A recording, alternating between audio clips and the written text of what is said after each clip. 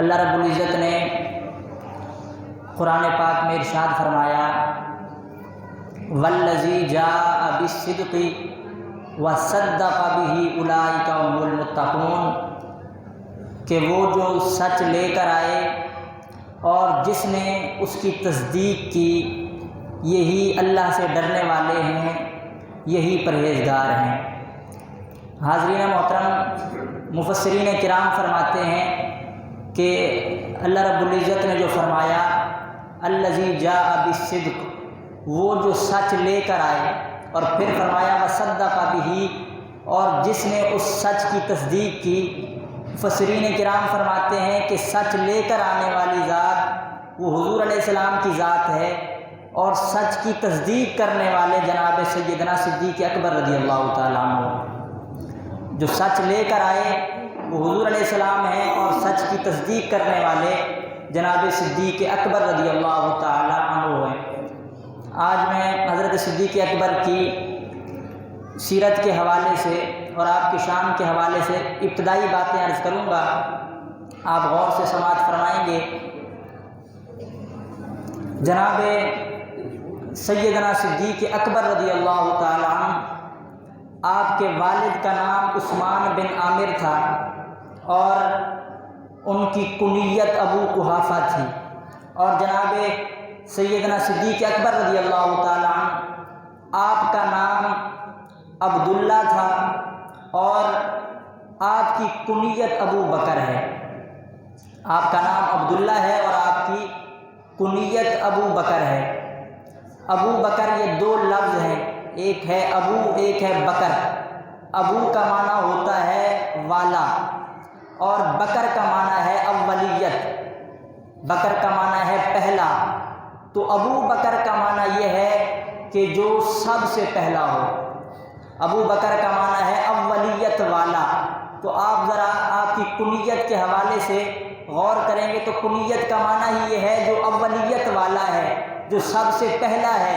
اور پھر ہم غور کرتے ہیں کہ جب اسلام قبول کرنے کا معاملہ آیا تو سب سے پہلے اسلام قبول کیا تو ابو بکر نے، اور جب اسلام پر مال خرچ کرنے کی بات آئی تو سب سے پہلے اسلام پر مال خرچ کیا تو جناب ابو بکر نے۔ اور قیامت کے دن جب لوگوں کو قبروں سے اٹھایا جائے گا تو سب سے پہلے جسے قبر سے اٹھایا جائے گا وہ بھی جناب ابو بکر ہیں۔ کہ آپ کی کنیت ہے ابو بکر یعنی اولیت والا، تو آپ اسلام قبول کرنے میں بھی سب سے پہلے ہیں، آپ اسلام پر مال خرچ کرنے میں بھی سب سے پہلے ہیں، اور قیامت کے دن قبر سے اٹھائے جانے کے معاملے میں بھی آپ سب سے پہلے ہیں۔ حاضرین محترم، جناب سیدنا صدیق اکبر رضی اللہ تعالیٰ عنہ آپ تجارت کیا کرتے تھے، کپڑے کے تاجر تھے۔ آپ تجارت کی غرض سے ملک یمن تشریف لے گئے، اور جب تجارت سے فارغ ہوئے تو آپ وہاں ایک بزرگ عالم کی زیارت کے لیے تشریف لے گئے۔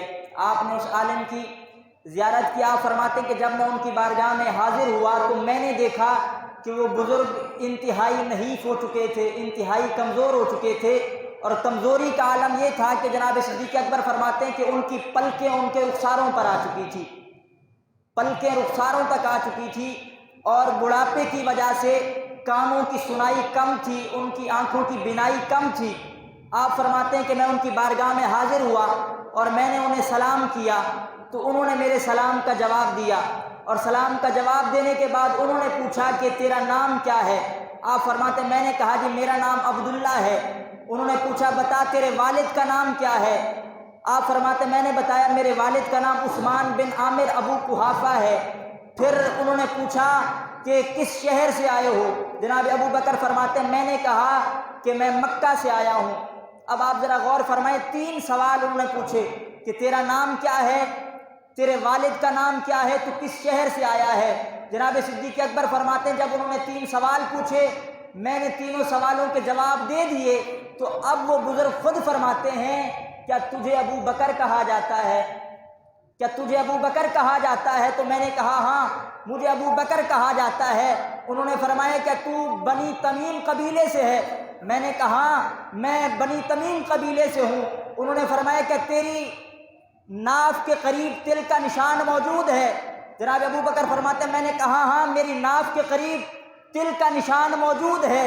آپ فرماتے ہیں جس بزرگ کی زیارت کے لیے میں گیا تھا وہ بزرگ فرمانے لگے ابو بکر باتیں بعد میں کریں گے، پہلے مجھ سے گلے ملیں، آپ پہلے مجھ سے گلے ملیں۔ ابو بکر فرماتے ہیں کہ میں حیران ہوں، میں نے عرض کی حضرت میں آپ کی زیارت کے لیے آیا تھا اور آپ مجھ سے ملاقات کے لیے بےتاب نظر آتے ہیں، ماجرا کیا ہے؟ تو اب اس بزرگ عالم کی زبانی سنیے وہ کیا فرماتے ہیں۔ انہوں نے کہا ابو بکر اس وقت میری عمر 100 سال سے زائد ہے، میں تورات کا بھی عالم ہوں، میں انجیل کا بھی عالم ہوں، اللہ نے مجھے آسمانی کتابوں کا علم عطا فرمایا ہے۔ اے ابو بکر میں نے آسمانی کتابوں میں پڑھا ہے کہ آخری نبی جس دھرتی پر آئے گا اس دھرتی کا نام مکہ ہوگا۔ اے ابو بکر میں نے پڑھا ہے آخری نبی جس دھرتی پر تشریف لائے گا اس دھرتی کا نام مکہ ہوگا، نبی کا نام محمد ہوگا، ماں کا نام آمنہ ہوگا، باپ کا نام عبداللہ ہوگا، قریشی خاندان ہوگا، ہاشمی نسب ہوگا، اور سب سے پہلے جو اس نبی کا کلمہ پڑھے گا اس کا نام ابو بکر ہوگا۔ سب سے پہلے جس نے اس نبی کا کلمہ پڑھنا ہے اس شخص کا نام ابو بکر ہوگا۔ ابو بکر صدیق فرماتے ہیں جب میں نے یہ بات سنی تو فوراً میں اپنے شہر کی طرف دوبارہ سفر شروع کرتا ہوں، اور جب اپنے علاقے میں پہنچا، ابھی مکہ میں پہنچا، تو مجھے آ کر لوگوں نے بتانا شروع کر دیا کہ جناب عبد المطلب کے پوتے نے نبوت کا دعویٰ کر دیا ہے، وہ کہتے ہیں کہ اللہ نے مجھے نبی بنا کر بھیجا۔ جناب صدیق اکبر فرماتے ہیں میری تو ان کے ساتھ دوستی تھی، بچپن سے حضور علیہ السلام کے ساتھ صدیق اکبر کا تعلق تھا۔ جناب صدیق اکبر فرماتے ہیں میں ان کی خدمت میں حاضر ہوا اور میں نے عرض کی آپ نے نبوت کا دعویٰ کیا ہے اور میں جانتا ہوں آپ نے کبھی جھوٹ نہیں بولا، آپ ہمیشہ سچ بولتے ہیں، لیکن نبوت کا دعویٰ تو بہت بڑا دعویٰ ہے، آپ کوئی دلیل پیش فرمائیں، آپ کوئی معجزہ دکھائیں تاکہ میں آپ کا کلمہ پڑھ کے مسلمان ہو جاؤں۔ تو حضور علیہ السلام نے فرمایا ابو بکر کیا تیرے لیے یمنی بزرگ کی ملاقات کافی نہیں؟ جو یمنی بزرگ نے فرمایا تھا کیا ہمارے حق میں وہ کافی نہیں ہے؟ جناب صدیق اکبر فرماتے ہیں جب حضور نے یہ جملہ فرمایا میں نے فوراً حضور کا کلمہ پڑھا اور حضور کی غلامی میں داخل ہو گیا۔ تو حاضرین محترم صدیق اکبر رضی اللہ تعالیٰ عنہ وہ ہیں جنہوں نے سب سے پہلے حضور علیہ السلام کا کلمہ پڑھا۔ آپ کا نام عبداللہ ہے، آپ کی کنیت ابو بکر ہے، اور پھر اسی ابو بکر کی کنیت کے حوالے سے میں نے چند باتیں عرض کر دی، اور آپ کے القاب جو ہیں وہ بڑے مشہور ہیں، آپ کو اللہ تعالیٰ نے کئی القابات سے نوازا، جن میں سے 2 لقب فقط آپ کے سامنے عرض کروں گا کہ آپ کا ایک لقب ہے عتیق اور ایک لقب ہے صدیق۔ اللہ نے جناب ابو بکر کو عتیق بھی بنایا ہے، آپ کو صدیق بھی بنایا ہے۔ عتیق کا معنی ہوتا ہے جہنم سے آزاد، عتیق اس شخص کو کہا جاتا ہے کہ جسے جہنم سے آزاد کر دیا گیا ہو۔ تو جناب صدیق اکبر رضی اللہ تعالیٰ عنہ آپ وہ خوش نصیب ہیں کہ جن کو حضور علیہ السلام فرمایا کرتے تھے اے ابو بکر انت عتیق من النار، تو وہ خوش نصیب ہے جس کو اللہ نے جہنم سے آزاد فرما دیا ہے، تو وہ خوش نصیب ہے جس کو اللہ نے جہنم سے آزاد فرما دیا۔ ایک روایت میں آتا ہے جناب سیدہ طیبہ جناب سیدہ عائشہ صدیقہ رضی اللہ تعالی عنہا آپ فرماتی ہیں کہ میں اپنے گھر میں موجود تھی اور صحن میں حضور علیہ السلام صحابہ کے ساتھ جلوہ گر تھے۔ آپ فرماتی ہیں کہ میرے اور حضور علیہ السلام کے درمیان میں ایک چارپائی حائل تھی، چارپائی کی ایک طرف میں بیٹھی تھی، دوسری طرف حضور اپنے صحابہ کے ساتھ بیٹھے تھے۔ جناب سیدہ فرماتی ہیں اتنے میں میرے والد گرامی حضور علیہ السلام کی بارگاہ میں حاضر ہوئے، جیسے ہی حضور علیہ السلام کی بارگاہ میں میرے والد گرامی حاضر ہوئے تو حضور علیہ السلام نے صحابہ سے فرمایا من اراد ان ينظر الى عتیق من النار فلینظر الى ابی بکر، اے صحابہ جو شخص یہ چاہتا ہے کہ جہنم سے آزاد شخص کی زیارت کرے اسے چاہیے وہ ابو بکر کی زیارت کر لے۔ جو جہنم سے آزاد شخص کو دیکھنا چاہتا ہے وہ ابو بکر کو دیکھ لے، یہ وہ خوش نصیب ہے جس کو اللہ نے جہنم سے آزاد فرما دیا ہے۔ اور ایک اور روایت میں آتا ہے حضور علیہ السلام ارشاد فرماتے ہیں ابو بکر عتیق فی السماء و عتیق فی الارض، کہ میرا ابو بکر آسمان میں بھی عتیق ہے زمین میں بھی عتیق ہے، یعنی زمین والے بھی آپ کو عتیق سمجھتے ہیں، آسمان والے بھی عتیق سمجھتے ہیں۔ تو یہ آپ کا لقب ہے عتیق جس کا معنی ہے جہنم سے آزاد، اور آپ کا دوسرا لقب ہے صدیق۔ آپ کا لقب ہے صدیق، اور اسی لقب سے آپ مشہور ہیں۔ آج ہر شخص آپ کو جناب صدیق اکبر کے نام سے جانتا ہے۔ جناب سیدنا صدیق اکبر رضی اللہ تعالیٰ عنہ، آپ کی صداقت کا عالم یہ ہے کہ آپ کو رب نے بھی صدیق کہا ہے، آپ کو حضور علیہ السلام نے بھی صدیق کہا ہے، آپ کو جناب جبریل امین نے بھی صدیق کہا ہے، آپ کو جناب علی المرتضیٰ نے بھی صدیق کہا ہے۔ اب یہ میں نے آپ کے سامنے جو بات عرض کی ہے، اسی پر میں ایک ایک دلیل دوں گا انشاءاللہ، میری بات اسی پر ختم ہو جائے گی کہ جناب سیدنا صدیق اکبر، آپ کو رب نے بھی صدیق کہا ہے، آپ کو نبی نے بھی صدیق کہا، آپ کو جبریل نے بھی صدیق کہا ہے، اور آپ کو جناب علی المرتضیٰ نے بھی صدیق کہا۔ پہلی بات کہ آپ کو رب نے بھی صدیق کہا، حضور علیہ السلام ارشاد فرماتے ہیں، حضور علیہ السلام فرماتے ہیں یا ابا بکر ان اللہ قد سماک الصدیق، اے ابو بکر اللہ نے تیرا نام صدیق رکھا ہے، آپ کا نام صدیق اللہ نے رکھا ہے۔ اور حاضرین محترم، آج آپ کا جو نام ہے حقیقی اسے کم لوگ جانتے ہیں۔ آپ کا نام ہے عبداللہ، لیکن اسے چند لوگ جانتے ہیں، ہر شخص نہیں جانتا کہ آپ کا نام عبداللہ ہے، لیکن جو نام آپ کا رب نے رکھا ہے ہر شخص جانتا ہے۔ ہر شخص جانتا ہے کہ جناب ابو بکر کا نام صدیق ہے، حالانکہ یہ صدیق رب کا رکھا ہوا نام ہے، جبکہ ان کا حقیقی نام عبداللہ تھا۔ لیکن آج عبداللہ کو ہر کوئی نہیں جانتا، لیکن جناب صدیق کو ہر شخص جانتا ہے۔ تو فرمایا قد سماک، ان اللہ قد سماک صدیق، تحقیق رب نے تیرا نام صدیق رکھا ہے۔ تو جناب صدیق اکبر رب کی بارگاہ میں صدیق ہیں، اور پھر حضور علیہ السلام کی بارگاہ میں صدیق ہیں۔ حضور علیہ السلام پہاڑ پر تشریف فرما ہوئے، آپ کے ساتھ کچھ صحابہ موجود ہیں، حضور علیہ السلام اپنے صحابہ کے ساتھ پہاڑ پر جلوہ گر ہوئے تو جناب صدیق اکبر بھی ساتھ تھے۔ جیسے حضور علیہ السلام نے اس پہاڑ پر قدم رکھا تو پہاڑ پر زلزلہ طاری ہو گیا، پہاڑ پر لرزہ طاری ہو گیا۔ اب یہاں بعض حضرات یوں بھی کہتے ہیں کہ زلزلہ آ گیا تھا، لیکن میں عقیدت کی زبان میں یوں کہوں گا کہ زلزلہ نہیں آیا۔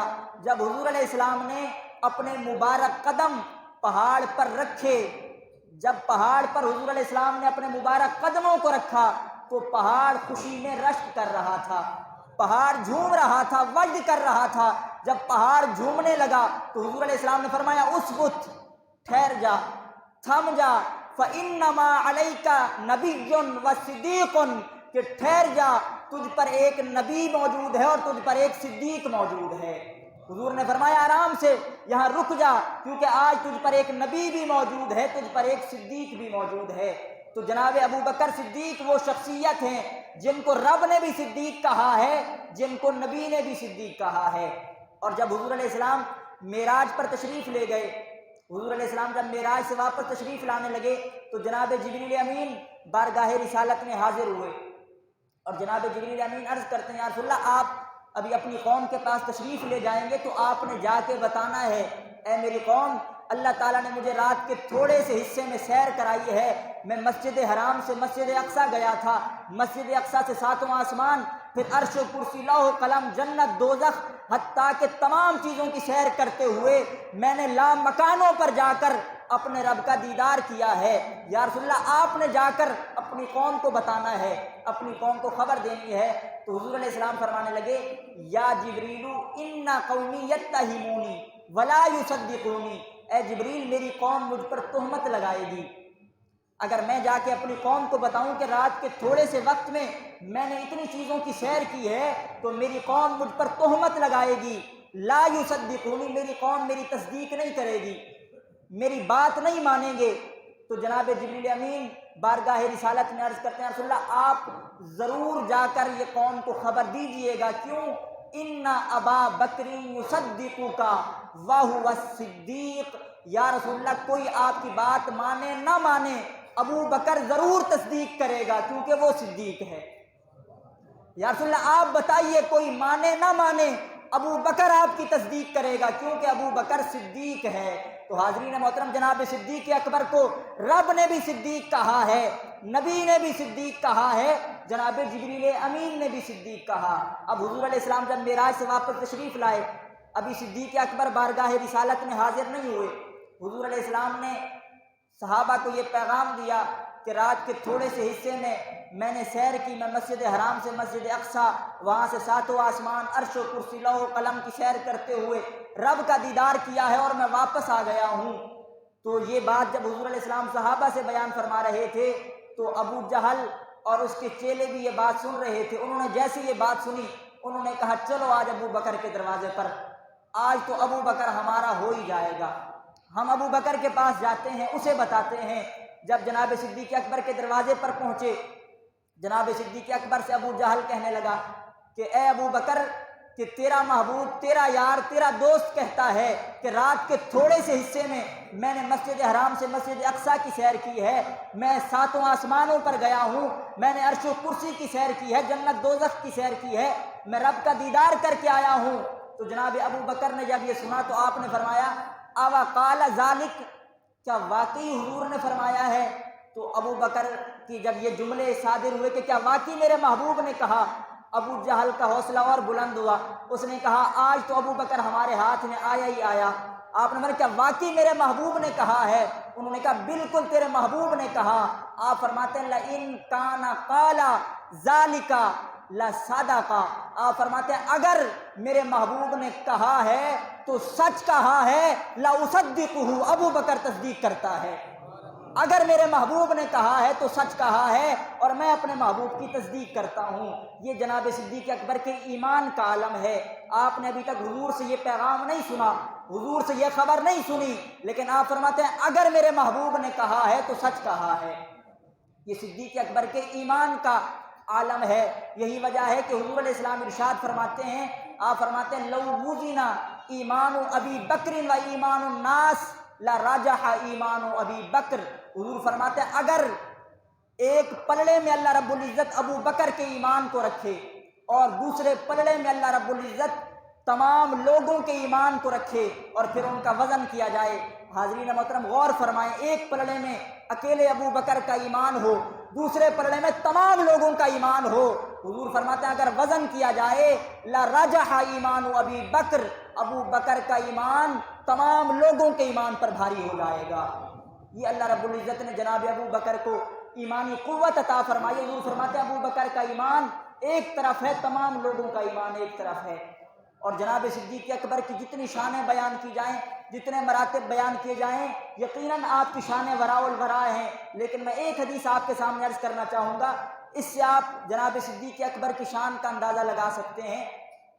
حضور علیہ السلام ارشاد فرماتے ہیں کہ ابو بکر کی میری بارگاہ میں وہی حیثیت ہے۔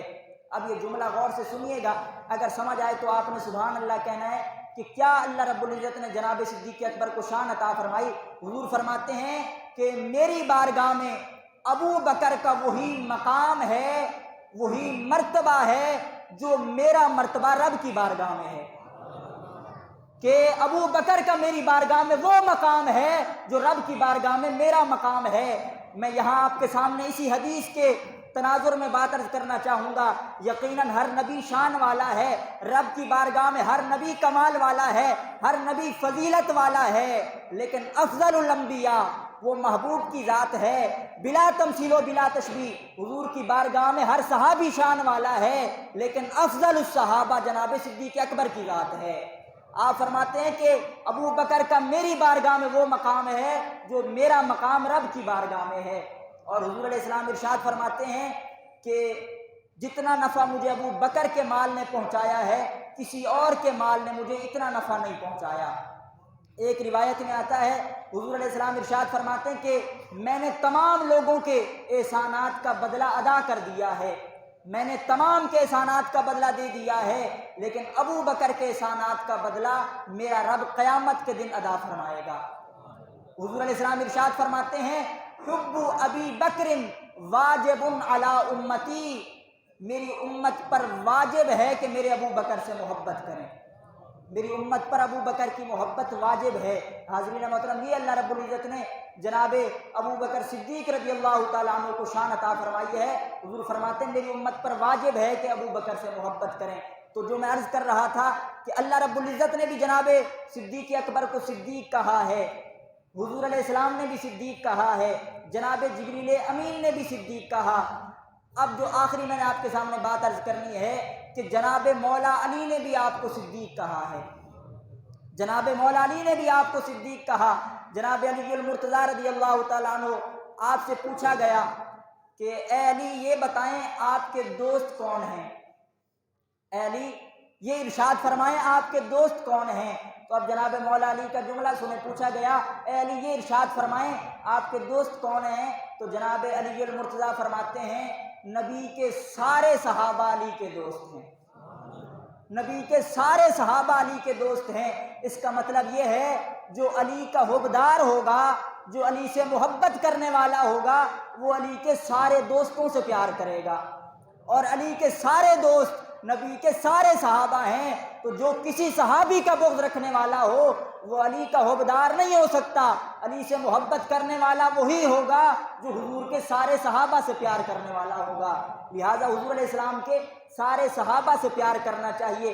آج ہم ایسے پرفتن دور میں ہیں کہ جہاں کچھ لوگ صحابہ کا نعرہ لگاتے ہیں، جن کی محفلوں میں جاؤ تو فقط نعرہ یہی لگتا ہے صحابہ صحابہ کا نعرہ ہے، لیکن حال یہ ہے کہ وہ اہل بیت کی محبت سے آری ہیں، ان کے دل اہل بیت کی محبت سے خالی ہیں، اور دوسری طرف جاتے ہیں تو علی کا نعرہ نظر آتا ہے، اہل بیت کی محبت نظر آتی ہے، مگر سینے صحابہ کی محبت سے خالی ہیں۔ لہٰذا جو فقط صحابہ کی محبت کا دعوے دار ہے وہ بھی گمراہ ہے، جو فقط اہل بیت کی محبت کا دعوے دار ہے وہ بھی گمراہ ہے۔ ہدایت پر وہی ہیں جن کے سینوں میں حضور کے صحابہ کی بھی محبت ہے، حضور کی آل کی بھی محبت ہے۔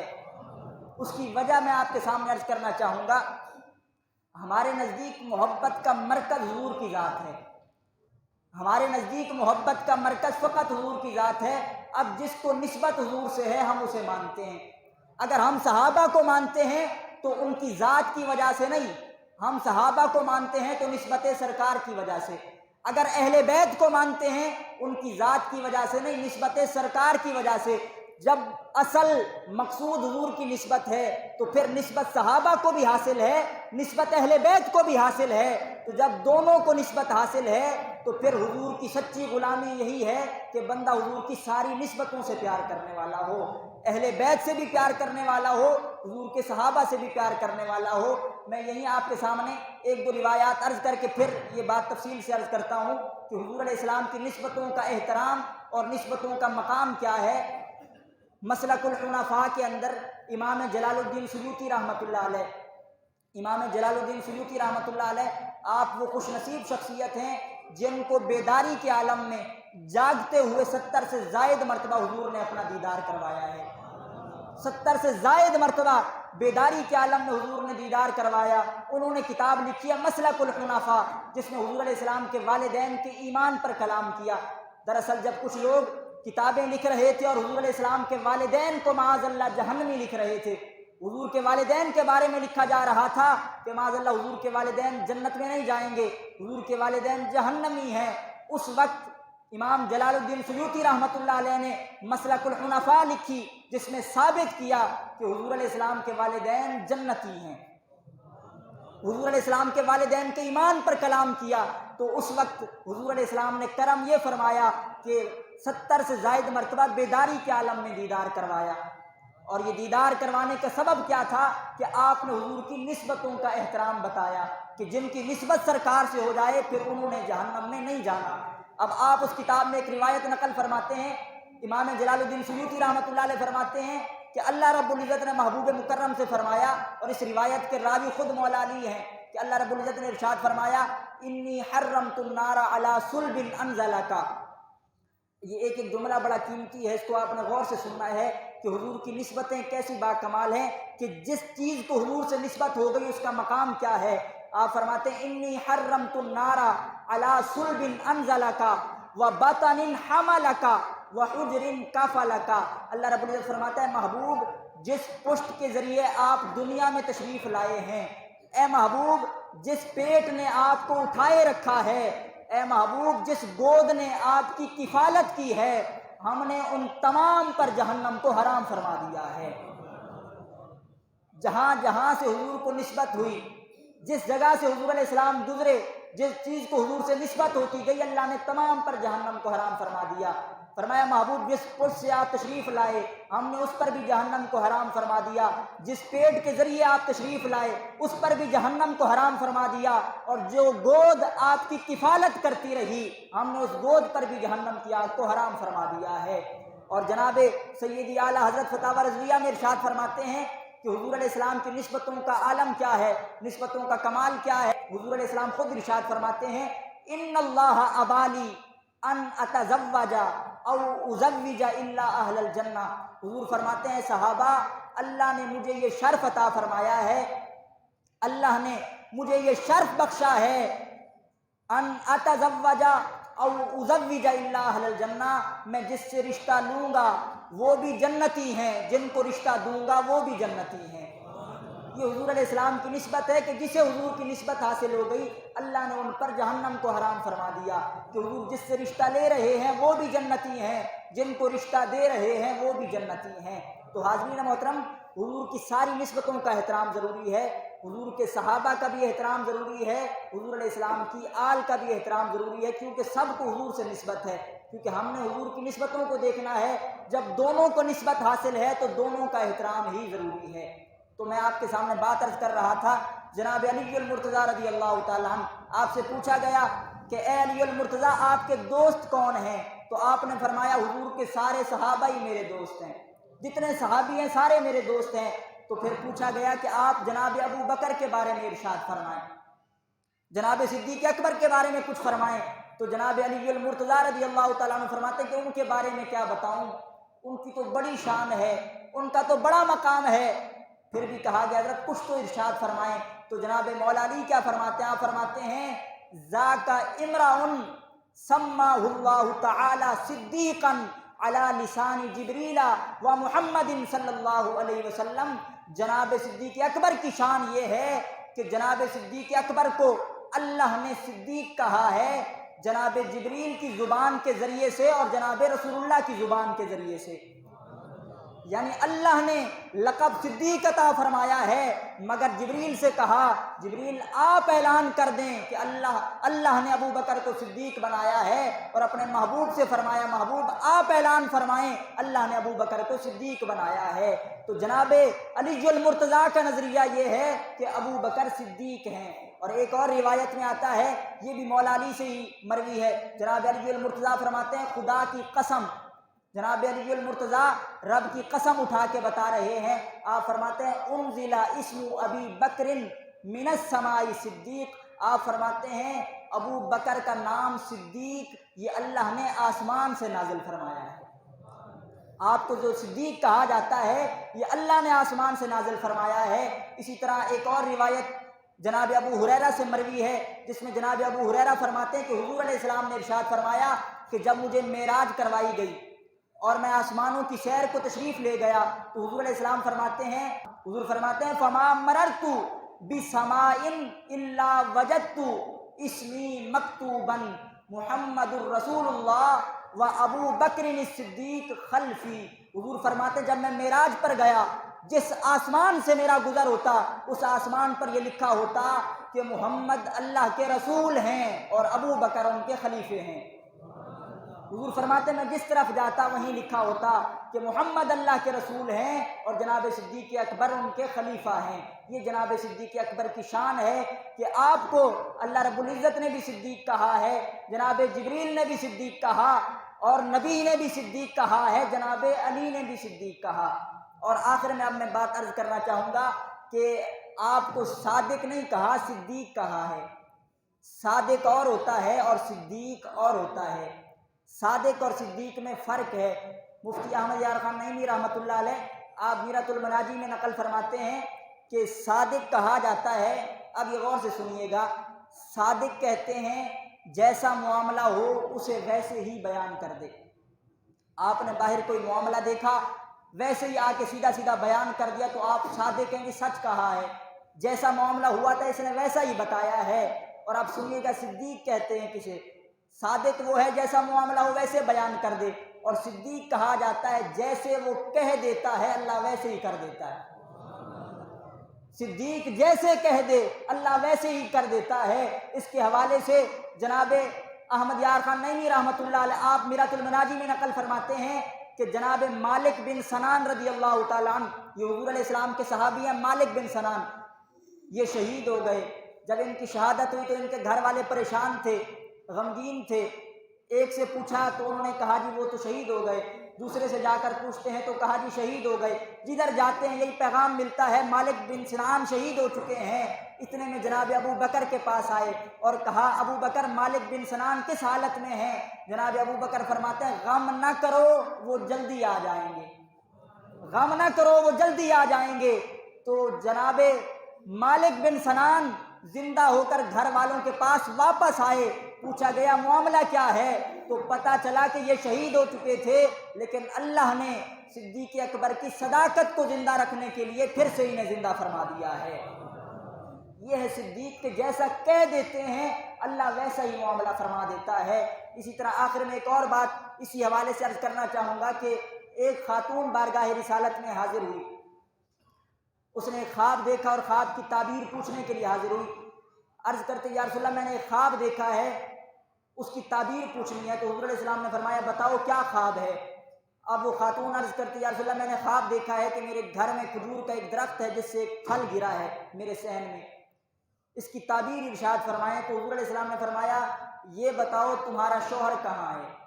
اس نے کہا یا رسول اللہ میرا شوہر تو سفر پر گیا ہوا ہے۔ تو حضور علیہ السلام نے فرمایا تیرا شوہر مر چکا ہے، تعبیر یہ ہے کہ تیرا شوہر مر چکا ہے۔ اب وہ وہاں سے پریشانی کے عالم میں اٹھتی ہے اور جانے لگتی ہے تو رستے میں جناب صدیق اکبر سے ملاقات ہو جاتی ہے۔ صدیق اکبر اس کو پریشانی کی حالت میں دیکھتے ہیں، پوچھتے ہیں کیا معاملہ ہوا؟ وہ کہتے ہیں جی میں نے خواب دیکھا ہے۔ آپ نے فرمایا کیا خواب دیکھا؟ اس نے خواب بتایا کہ میں نے خواب دیکھا ہے گھر کے صحن میں کھجور ہے اور کھجور کا درخت ہے جس سے کھجور میرے صحن میں گری ہے۔ تو یہ نہیں بتاتی کہ میں نے تعبیر حضور سے پوچھ لی ہے، خواب بتا دیتی ہے لیکن یہ نہیں بتاتی کہ تعبیر بھی پوچھ کر آ رہی ہوں، تو فقط خواب بتاتی ہے۔ تو آپ فرماتے ہیں پریشان ہونے کی بات نہیں، اس بار تیرا شوہر جلدی گھر واپس آ جائے گا، اس بار تیرا شوہر جلدی گھر واپس آ جائے گا۔ ابھی وہ گھر پہنچی، کچھ دیر بعد اس کا شوہر آ گیا، اس نے شوہر کو لیا، حضور علیہ السلام کی بارگاہ میں حاضر ہو گئی۔ جناب صدیق اکبر بھی موجود ہیں، حضور علیہ السلام بھی موجود ہیں۔ آ کر عرض کرتے یا رسول اللہ آپ نے فرمایا تھا کہ میرا شوہر مر چکا ہے، میں نے دوبارہ ابو بکر سے تعبیر پوچھی، انہوں نے کہا تھا کہ جلدی واپس آئے گا۔ یا رسول اللہ میرا شوہر تو واقعی جلدی آ چکا ہے۔ اتنے میں جناب جبریل امین بارگاہ رسالت میں حاضر ہوئے، عرض کرتے ہیں یا رسول اللہ جو آپ نے تعبیر فرمائی تھی وہ بھی حق ہے، جو ابو بکر نے فرمائی ہے وہ بھی حق ہے۔ جب آپ نے فرمایا تھا کہ تیرا شوہر مر چکا ہے وہ حقیقت میں مر چکا تھا، لیکن جب ابو بکر نے کہا وہ زندہ آئے گا، اللہ نے صدیق اکبر کی صداقت کو زندہ رکھنے کے لیے مردے کو زندہ فرما دیا ہے۔ اللہ نے ابو بکر کی صداقت کو زندہ رکھنے کے لیے مردے کو زندہ فرما دیا۔ اگر میں یوں کہوں تو بے جانا ہوگا، جسے رب جھوٹا نہ ہونے دے اسے صدیق اکبر کہا جاتا ہے، کہ جناب صدیق اکبر کی صداقت کا عالم یہ ہے آپ جیسے فرما دیتے ہیں اللہ رب العزت ویسا ہی معاملہ فرما دیتا ہے۔ حاضرین محترم، جناب سیدنا صدیق اکبر رضی اللہ تعالیٰ عنہ آپ کی بڑی شانیں ہیں، بڑی عظمتیں ہیں۔ آج میں نے آپ کے سامنے فقط آپ کا نام اور آپ کی کنیت اور آپ کے لقب کے حوالے سے گفتگو کی ہے۔